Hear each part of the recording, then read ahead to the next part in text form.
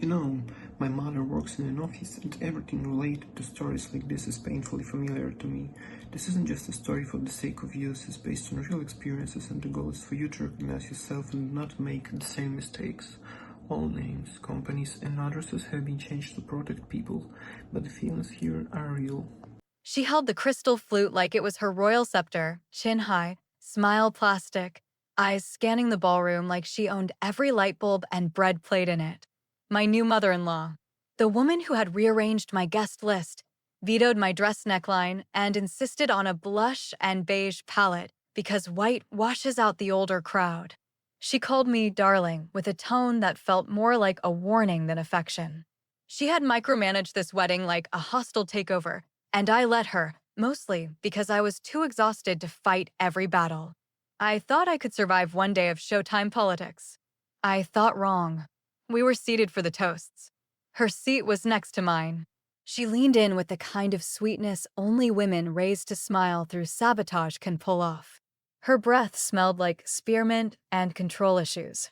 She brushed invisible lint from my shoulder, then whispered like it was a mother-daughter secret. Bottoms up. Her hand dipped below the table, and I saw it. A tiny capsule, something she must have palmed right before the toast. She dropped it into my champagne like it was the final garnish on a bitter little dish she'd been preparing for months. I didn't flinch, didn't raise my eyebrows, didn't ask what it was. I just lifted my glass to the clinking crowd and, with one subtle motion, swapped it for hers. My hands didn't shake. My pulse didn't spike. I'd trained for this in ways she could never imagine. She smiled smugly as she raised her own glass, the one I had just passed off to her, and downed it in one elegant gulp. Quick note, if you're into stories like this, hit that subscribe button and give the video a like. I know 97% of folks forget, but it really helps the team. Now, back to what actually happened next. She gave her toast like she was performing at the Kennedy Center. Grandiose, syrupy, barely hiding the condescension. She called me a spirited young woman and said the word ambitious like it meant unstable. But halfway through her speech, I noticed something change. Her cadence shifted. She blinked too long. The hand holding the mic began to tremble just slightly. My husband gave me a look, confused, concerned. I gave him a small nod and reached down to my pocket square. I'd sewn a micro camera into the lining weeks ago. Not paranoia, just backup. My gut had been screaming for months, and I don't ignore my gut. Not anymore. Not since her herbal tea had left me dizzy back in August. Not since I found powdered residue in a coffee mug she insisted I use during our spa weekend. Back then, I told myself I was imagining it, that I was just stressed. But after my physical came back clean and I found an old family pharmacy bottle with her maiden name on it in their bathroom trash, I knew I wasn't crazy. I was being warned. And I listened. The footage captured everything. Her hand, the pill, the drop. The slight smirk after. And now, as she struggled to finish her toast, stumbling over the word dedication, like it had too many syllables, I stood slowly, turned slightly, and slipped into the shadows near the side hallway. My watch buzzed. Pre-scheduled. 8:12 p.m., failsafe, initiate. I tapped the screen once. That's all it took. Behind me, her voice faltered again. She paused, blinked, laughed at nothing. Then she sat down slowly, gripping the edge of the table like gravity had doubled. I didn't turn around. I didn't need to. I already knew how this was going to end. They all thought I was just the blushing bride. Quiet, polite, a little nervous, a little in over my head marrying into a family that practically named streets in their town.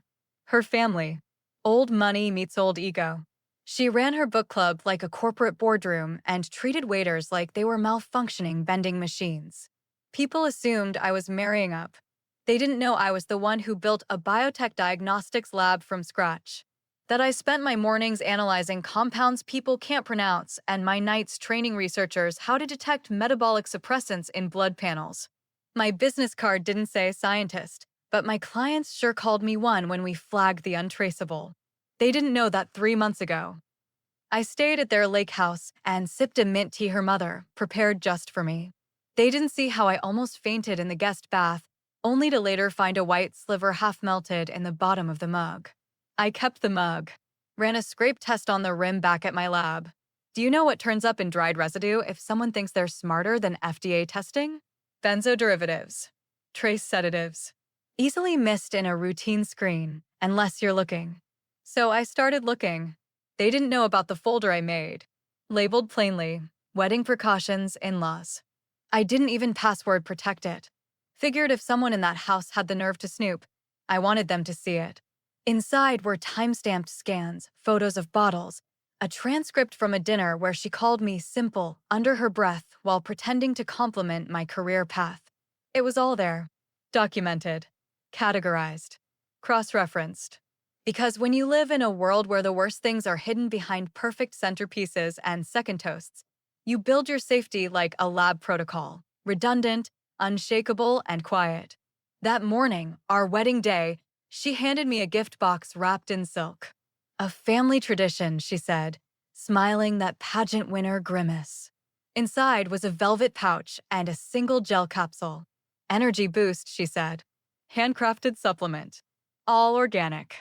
I nodded, thanked her, and slid it into my coat pocket like I hadn't already preloaded my mobile scanner to read molecular profiles. I tested it in the bridal suite while the photographers were setting up. It pinged red. Scopolamine. The same compound used in interrogation cocktails, also called devil's breath, can induce confusion, memory loss, suggestibility. It's been banned or controlled in every clinical setting I know. But she put it in a gift box with a bow. That's when I understood. This wasn't about me not being good enough for her daughter. This was about control. Complete chemical control. So I layered the plan. A double camera setup, lapel mic on the officiant, and a silent cam in the table runner. A timer on my smartwatch synced to server logs. An exit protocol built into my wedding website backend. Even the DJ had an emergency cue labeled Track 9, Clear Floor if things went sideways. And of course, the glass swap maneuver. Simple sleight of hand, rehearsed in my sleep. When she started to falter during the toast, I slipped away from the head table. Not dramatically. Not suspiciously. Just a bride needing to freshen up or greet a relative. Let her have center stage. Let her ride the wave of whatever she thought she had planned for me. But this time, she was the test subject. From the hallway, I monitored the feed on my phone. The subcutaneous patch she'd been wearing for back pain was gone, removed in the guest room earlier, and swapped for a dummy version. No interference. Just pure reaction now. My analytics app lit up with readings. Time-stamped facial twitch. Eye dilation marker. Garbled speech detection. All captured in real time. They thought I was overwhelmed by the grandeur. They didn't know I was counting her blinks. They didn't know I wasn't scared of her. Not anymore. Her voice rang through the reception hall like a pageant MC on the final night of regionals. Gushing. Polished. Too rehearsed. When I first met her, she said, beaming at me like I was a high school intern and not her daughter-in-law, I thought, how lovely. So bright. So full of opinions. The laugh that followed was tight-lipped and dry, like she was humoring herself more than the crowd. People chuckled politely, forks tapping plates. She was working the room like she always did, confident in her grip on the spotlight. But then something shifted. Halfway through her third anecdote, something about me insisting on doing my own taxes, her voice caught. Just a beat. Her left hand fluttered midair like she'd forgotten what to do with it.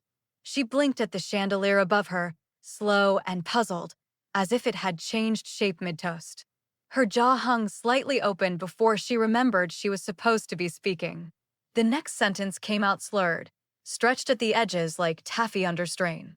And she's, so, structurally determined. Not the phrase she meant. I saw my husband flinch, subtle but noticeable. Guests exchanged looks. Then came the pause. Not the kind you plan for drama. This one was raw. Hollow. She stood there frozen, eyes widening like someone had just pressed a light too bright behind her retinas. Her pupils were nearly black now, blown wide like she'd stepped into a cave. She looked down at the champagne flute in her hand as if it had betrayed her, then set it gently on the table like a bomb. Silence stretched. She cleared her throat and tried to recover. Marriage, she croaked. It's a union of potential, but it wasn't a sentence. It was a flare fired from a sinking ship. I slid from my seat without a sound. No theatrics. Just a quiet drift toward the side hallway, away from the flashbulbs and hors d'oeuvres. My watch buzzed the moment I hit the threshold. 8:14 p.m., failsafe sequence, active. A soft pulse in my pocket confirmed the server had executed the preset. A backup feed was running. Live copies of the footage had already uploaded to my secured archive, tagged with a timestamp, geolocation data, and facial recognition log points. If she tried to spin this later, blame it on a bad oyster or an allergy flare, it wouldn't matter. Her fingerprints were already in the chain. Her face, her hand, the pill, the swap. Immutable. I stood near the coat rack, partly concealed by a column, my fingers still curled around my phone. The hall was dimmer than the main room, and cooler. My body didn't shake. My breath didn't speed up. I watched her through the narrow opening between two white hydrangea arrangements like I was watching a lab test run its course. Her skin was starting to flush, high on the cheeks uneven. She tried to sit but missed the edge of the chair and had to reset herself, gripping the tablecloth for balance. The string quartet stumbled mid-piece. One of the violinists looked up confused. The air in the room changed. It always does when people stop pretending not to notice. Guests glanced at each other, then at her. Someone leaned toward the head table and whispered. My cousin glanced over at me, then back at the scene, eyebrows furrowed. I knew what came next. Panic loves a vacuum, and she was the loudest person in every room until that moment. Now she was unraveling in real time, and everyone could feel it. Even the air felt off, like something had turned in the wind, but you couldn't say what. That's when my phone lit up. An emergency ping from the DJ console. Unscheduled mic activation detected. I tapped into the audio feed, and sure enough, her lapel mic was still hot. Still feeding. I heard the rustle of her dress, the uneven breaths. And then, faint but clear Harold stopped staring at me. There was no Harold at our wedding. Not a single guest by that name. But she said it again. Firmer. Harold. Don't. Look. At. Me. I exhaled once. Not from relief. From confirmation. The system was working. The truth was emerging. Not because I pushed it, but because she gave it oxygen. And it was starting to burn. She staggered sideways like a marionette with a few strings cut, gripping the back of a chair before lurching toward the piano. The quartet stopped mid-song, bows raised like someone had shouted fire. One of them stood as if to help her sit. She waved him off, then grabbed the mic from the pianist's stand with shaking hands. I need to say something else, she announced, slurring hard on the S, like her tongue didn't fit in her mouth anymore. My daughter, she paused, eyes darting toward my husband, then to me, then, wildly, to the ceiling. My daughter married a fraud. The room stiffened. Not gasps yet. Just confusion.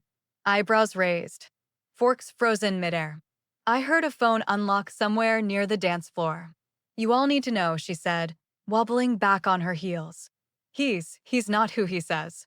She trailed off mid-accusation, eyes locking on something across the room that didn't exist. Don't look at me like that, Harold, she barked suddenly, her voice ragged and sharp. I told you. I said no more. She was yelling at a ficus. There was no Harold. Not on the guest list. Not in the family. Not even in her warped memory bank. But to her, he was there, apparently judging her. The ficus, for its part, remained silent. People had started recording now. Not just subtle camera peeks, phones were up. Flashlights pinged the ceiling as they flicked on in panic or by accident. I caught the shimmer of sequined gowns and shaky frames. The energy in the room had changed again, hard. A chill disguised as curiosity. This wasn't a funny drunk aunt anymore. This was collapse. Public, spectacular collapse. She turned on the pianist next. Play something, she screamed. Play something sad. He needs to know. Security, two suited men from the venue staff, had been hovering by the kitchen doors, watching the show like they weren't sure if this was part of the schedule. One of them finally stepped forward, hand gently out. Ma'am, he said, calm but firm. Let's sit down, okay? She hurled the champagne flute at his chest. It missed barely, shattered against the buffet table. Shrimp cocktail rained onto the carpet. Then she followed it, collapsed like a felled scarecrow, limbs tangled, hair askew, slumped across a tower of mini quiches. My new father-in-law jolted halfway out of his chair, then sat down again like someone had pressed his knees. My husband didn't move. His jaw was clenched, hands folded, frozen in the kind of horror you don't know how to respond to. I stayed where I was just out of sight, by the coat rack. Still, breathing through my nose. Not triumphant. Not horrified. Just watching. She'd made the play. I didn't have to do anything else. I hadn't spiked her drink. I hadn't staged the scene. I'd simply refused to let her script my downfall. And she wrote her own. A low murmur rippled through the crowd. Confused whispers. Is she okay? Is she sick? Was it the wine? But then I saw it. Over by the bar. My lawyer, buttoned up, calm, bourbon untouched, had his phone out. He wasn't filming. He was dialing. I knew the number. So did he. And just like that, the tide began to turn. The servers froze. One of them quietly rolled the cake cart backward into the kitchen. The officiant had stepped outside, trying not to look rattled. Meanwhile, someone near the front, an older cousin, maybe, finally said what everyone else had been thinking. We need to call someone. Yes. Yes, we did. And not just someone. Authorities. The ballroom had become a stage, and she was unraveling at the center of it, all on her own thread. And I, in the shadows, watched her masterpiece fold in on itself, not with vengeance, but with precision. The sirens came fast. No lights, no blaring horn, just that quiet, sickening Doppler whine that slides under the skin and lets you know the night's over. Guests started parting like a nervous sea as the paramedics wheeled in their gear, calm but urgent. Someone cleared space by the dessert table, right where she'd collapsed in a pile of pink organza and regret. Her hair was matted on one side, lipstick smeared like war paint. She was conscious, barely, but not making sense. Words poured out of her like jigsaw pieces from the wrong puzzle box. They. Harold said no. The lights are upside down. Tell them to stop smiling, it hurts. The older medic, a man with lines under his eyes and that look of quiet dread they all get when something doesn't feel right, leaned in to take her pulse. He whispered something to his partner, who pulled out a small vial from the diagnostic kit. The words floated between them in low, professional tones. Suspected ingestion. Could be alkaloid. Poisoning, maybe. Her husband, still seated, jacket off, face ghost pale, blurted out, it must have been the shellfish. She's allergic to, she didn't mean to, she never drinks this much. She just gets dizzy. The second medic cut him off gently. Sir, has she taken any medication tonight? Any supplements? Anything not prescribed? I could see the crowd twitching now. People looking around. Wedding guests holding empty glasses with fresh suspicion. One of the bridesmaids quietly set her wine down on a napkin, like it had started burning her palm. And that was my cue. I stepped forward. Calm. Not smiling. Not triumphant. Just exact. I didn't raise my voice. I didn't point. I didn't deliver a speech. I just said, actually. I have a recording you'll want to see. Heads turned so fast, you'd think I'd fired a starter pistol. My voice wasn't loud, but it sliced through the tension like a laser scalpel. My lawyer stood from his stool at the bar, reached into his blazer, and retrieved the small projector he'd queued up hours ago, just in case. Not a show, just insurance. Redundancy, like every good lab protocol requires. He aimed it at the venue wall. No sound. Just the clip. There she was. My mother-in-law. Perfect hair, fixed smile, manicured fingers dropping something into the champagne glass in front of me. My hand reaching toward it. Then clean, surgical, the swap. Her taking the new glass. My eyes on hers. Her nodding like she'd just won something. The silence in the room turned atomic. You could feel it, the heat behind people's ears, the way they shifted from foot to foot like the floor might betray them next. Someone, maybe my cousin, maybe a caterer, let out a gasp so loud it startled the florist's assistant. The officiant, a sweet woman who'd teared up during our vows, stared at the screen like she didn't recognize the woman she'd just called a beacon of grace. And maybe she didn't. Maybe none of them ever really saw her. Not the woman who said, "Bless your heart," with a scalpel hidden in the tone. Not the woman who used words like a scalpel and hugs like traps. Now they did. The footage ended, and the wall returned to blush pink wallpaper with soft floral motifs. No applause. No chaos. Just stillness. Like we were all waiting for the next thing to shatter. One of the medics turned to me. "When was this taken?" "Tonight." Time-stamped. Synced to the venue's camera log. He nodded, then turned to the other medic. "We need PD." Someone near the front whispered, "Oh my God." Someone else said, "What the hell is wrong with her?" A groomsman muttered, "She offered me something earlier." The father-in-law finally stood. Pale. Hollow. She would never. But the look in his eyes told a different story. He was scrambling for a truth that didn't humiliate him by proximity. Good luck. The guests began to scatter, their conversations no longer hushed but frantic. Whispers turned into hushed calls. I saw one bridesmaid openly crying, wiping mascara on her wrist. The DJ was packing up the booth, pretending he wasn't trying to disappear. The mother-in-law, slumped and murmuring, wasn't even reacting anymore. Just staring at her own hands like they'd betrayed her too. And still, I didn't speak. I didn't need to. She'd written the ending herself. All I did was make sure there was a camera rolling when the pen ran dry. The officers came in through the side entrance, quiet, efficient, no fanfare. The kind of entry that doesn't interrupt the chaos, but absorbs it, cold and deliberate. Two of them in plain clothes, one uniformed, speaking low into lapel mics as they moved through the stunned clusters of guests. They didn't ask questions at first, just scanned, observed. One gestured to the medics, who pointed toward the buffet table where she sat now, propped up and mumbling, fingers twitching in slow, erratic movements like she was counting something only she could see. The uniformed officer crouched beside her, said her name gently, then again louder. She blinked again, and jerked her arm when he touched it. "Don't touch me," she snapped, voice cracked and hoarse. "He's trying to destroy me." This was supposed to be my night. My wife, God bless her, still in the eye of the storm, rushed forward from where she'd been standing beside the DJ booth. Her face was pale with panic, lipstick faded, bouquet long forgotten.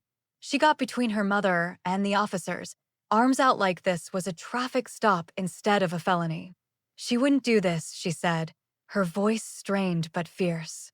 "He's twisting this." She was sick earlier. He's making this up. One of the detectives didn't even blink. He just held up a small test strip sealed in a plastic sleeve. "The glass tested positive for trace alkaloids," he said calmly. "Scopolamine or a close variant. Already confirmed with on-site reagent. We'll follow up at the lab." My wife's face crumpled. She looked from the test strip to me, then to her mother, who was now softly crying and gripping her own wrist like it might run away. Her eyes were darting again, like the chandelier was whispering to her. Then my lawyer stepped forward, buttoned up, composed, not gloating, and handed over a small sealed evidence bag. "The capsule she gave the bride this morning," he said. "Unopened. Lab tested. Same compound." The detective took it wordlessly, tucked it into a second pouch, noted the chain of custody details. No questions. No raised voices.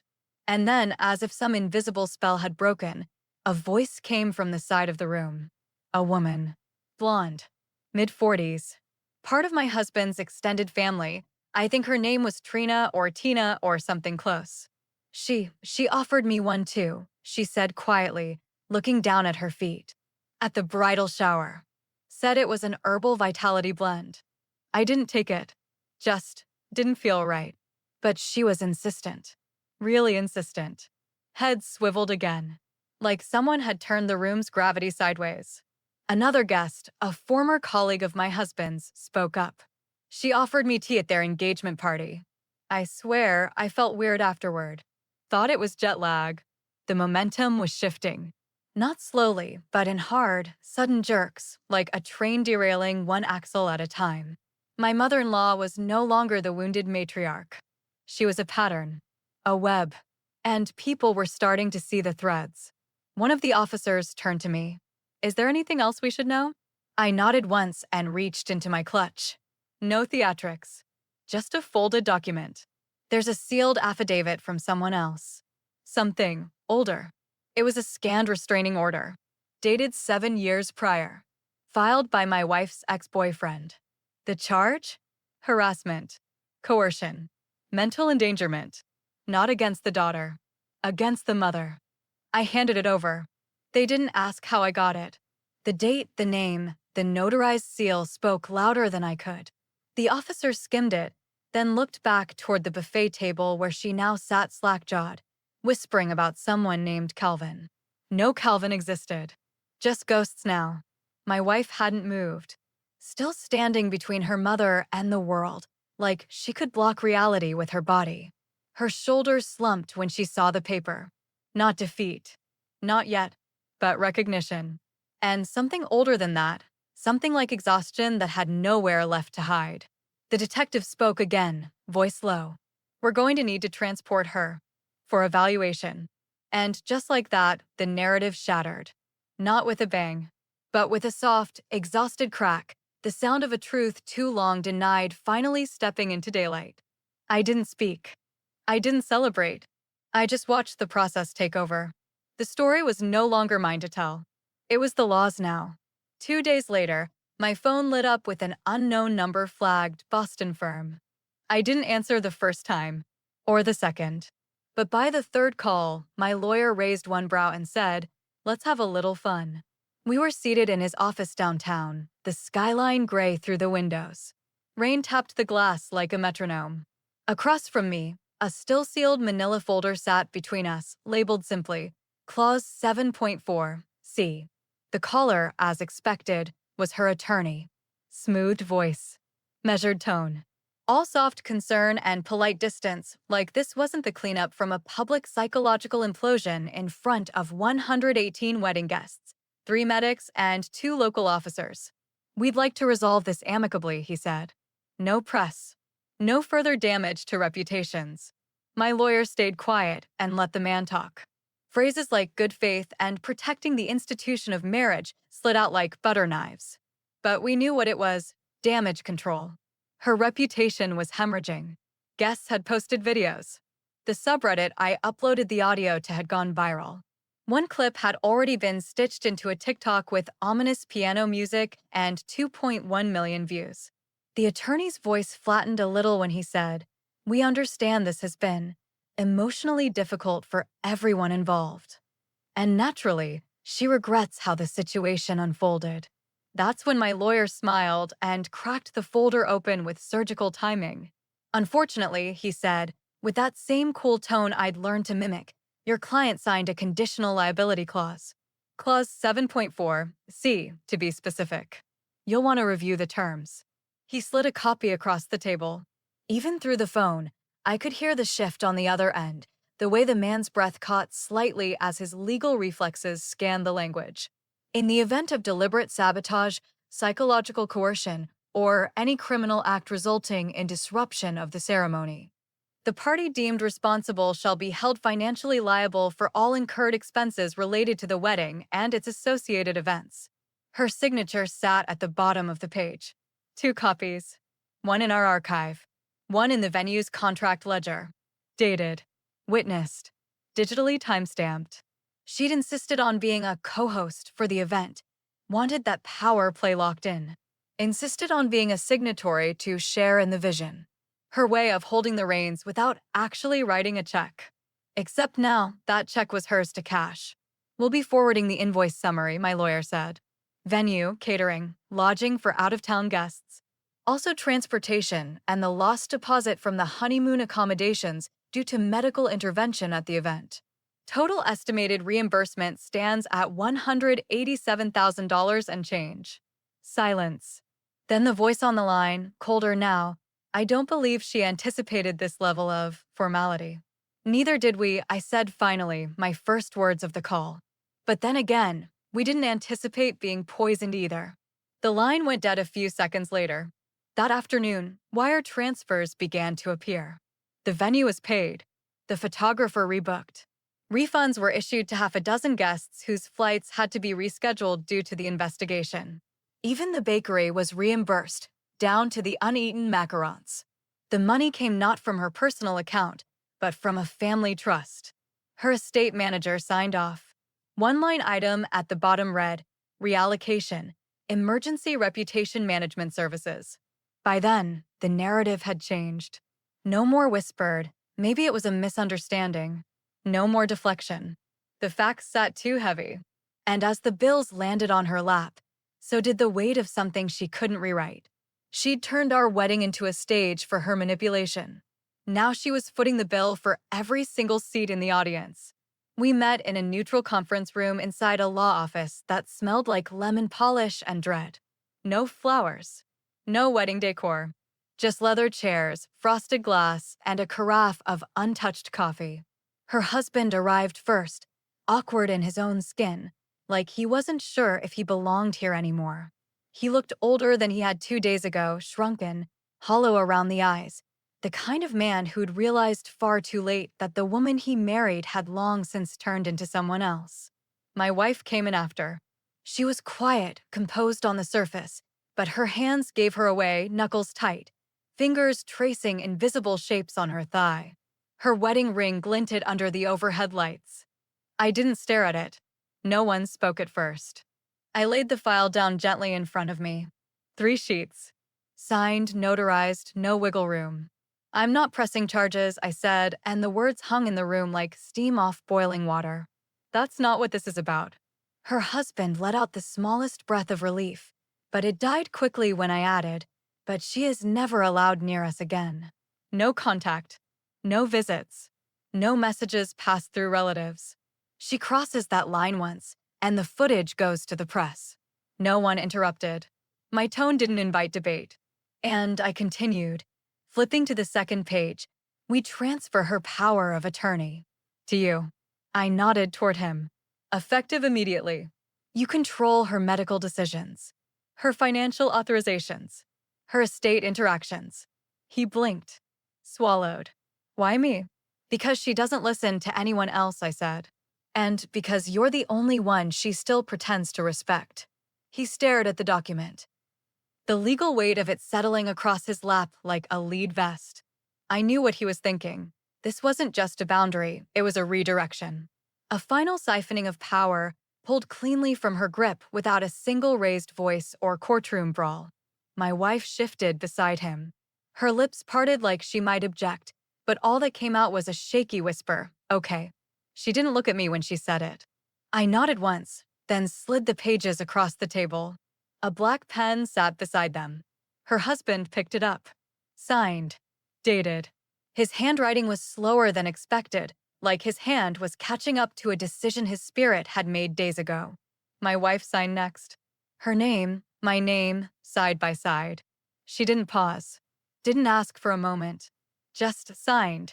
When they finished, I collected the documents and handed them to my lawyer, who wordlessly slid them into a secure folder. The sound of the clasp clicking shut felt louder than it should have. Final. There will be no further negotiation, I said calmly. No PR spin. No last-minute letters. If she tries to twist this, I release everything. The video, the lapel audio, the affidavit. All of it. But if she disappears into the quiet, so will I. Her husband nodded. Not a yes, just surrender. A silent recognition that this was the cost of proximity to a woman who treated loyalty like a chess piece and consequence like a myth. And my wife, she just sat there, her wedding band resting like a question mark on the table. She didn't cry. She didn't fight me. She just looked older. This wasn't revenge. It was architecture. Boundaries laid like bricks. Legal walls raised with care and no emotion. I didn't want her punished. I wanted her contained. Because I was done letting madness into rooms it didn't pay rent in. And as they left, no hugs, no closure, I opened my laptop. The wedding videographer had just sent over the final cut. The toast was still in it. So was the whisper she didn't know her mic had caught. And that was the next piece. Not for court. Not for pity. Just for truth. 2 weeks after the wedding, the email came through. Final wedding cut. Hope it brings joy. The subject line was sweet, but I already knew what waited inside that file wasn't joy, it was truth, recorded in high definition. I downloaded it without ceremony, poured myself a glass of wine, not champagne, and sat down with my laptop in the quiet of our living room alone. The video opened on soft piano music and flower petals, the usual montage rings sliding on fingers, guests smiling in slow motion. And then came the toasts. Hers. Polished, deliberate, and undercut by something no one else had known existed. The lapel mic. Still hot. At 22:17, just before she raised her glass, the audio shifted. A faint brush of fabric. A muttered breath. And then crisp, unmistakable, her voice, lowered just enough to think it was private. Let's see how the little doctor handles this. Not even malice. Just confidence. Cold-blooded, theatrical confidence. I paused the video, rewound, played it again. Same words. Same tone. Same mistake. I didn't tell my wife I uploaded it. I didn't need to. It wasn't spite, it was context. I ripped the clip, trimmed it to under 3 minutes, and posted it anonymously to a legal subreddit under a burner account. Titled it exactly what it was. Mother-in-law spikes groom's drink, instant karma ensues. I didn't add commentary. Just a few bullet points. Groom swapped the glasses. Footage shows clear premeditation. She collapsed before the toast ended. Legal action avoided, for now. By morning, it had 48,000 upvotes. By the next evening, over 1 million views. Threads flooded with lawyers, nurses, wedding planners, even a few biochemists. People debated the legality, the ethics, the gall. Memes surfaced. Screenshots circulated. One Redditor created an animation of the swap using Lego figures. Another layered her whisper over a horror movie soundtrack. I didn't ask for any of it, but I let it happen. Then came the fallout. She'd taken a sabbatical after the wedding due to stress, but someone on LinkedIn noticed her profile quietly went private. A week later, a former colleague posted a blind item. High-ranking fundraiser for a regional nonprofit parted ways following internal HR concerns. She'd served on that board for 8 years. Just like that, gone. No press release. No farewell party. Just silence. And I didn't celebrate. Not out loud. I just sat back and watched the weight of her actions catch up to her in the one place she couldn't manipulate: public perception. She'd always counted on whispers. On secrets. On people being too polite to speak plainly. But now the world was watching. And all it took was one mic she forgot to turn off. We never made it to Bali. The flights were canceled the morning after the reception, not because we couldn't go, but because we no longer wanted to.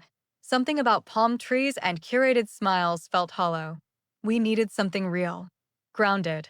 So we booked a last-minute cabin in Montana. Just us. 1 suitcase each. No Wi-Fi. No phones. No one asking questions about the wedding that wasn't supposed to go viral. We drove for hours through open sky and snow-lined roads until the world felt quiet again. A single wood-burning stove, pine floors that creaked like they had stories, and a kitchen stocked with enough basics to survive without needing anything artificial. We cooked. We walked. We didn't talk about what had happened, not because we were avoiding it, but because it had finally stopped echoing. The silence wasn't heavy. It was earned. On the 4th night, after dinner, we sat in front of the fire with blankets over our knees and mugs of water in our hands. The flames cracked and popped like they knew they had the room to speak. That's when she asked it. Softly. Carefully. Like she'd been holding it in her chest too long. Would you have still married me, she said, if she'd succeeded? I didn't pretend to misunderstand. I didn't deflect. I just looked at her, really looked at her. This woman who'd stood in front of friends and family while her mother tried to erase the future we were building. This woman who had, finally, signed the paper that meant something far more permanent than vows. I married you, I said, slowly. But she needed to know I'm not blind. I saw her. I see you. That's the difference. She nodded. No tears. Just that quiet, devastating exhale of someone who'd wanted to hear something honest, even if it wasn't easy. We didn't clink glasses in celebration. No dramatic toast. Just two small touches of glass, like punctuation. Our mugs weren't filled with bubbly, just water. But for the first time in months, it tasted clean. And that was the victory.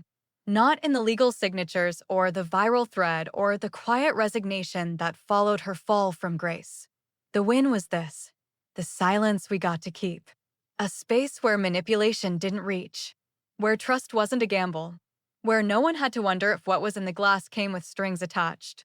Because in the end, the only glass that ever mattered was the one she didn't get to spike.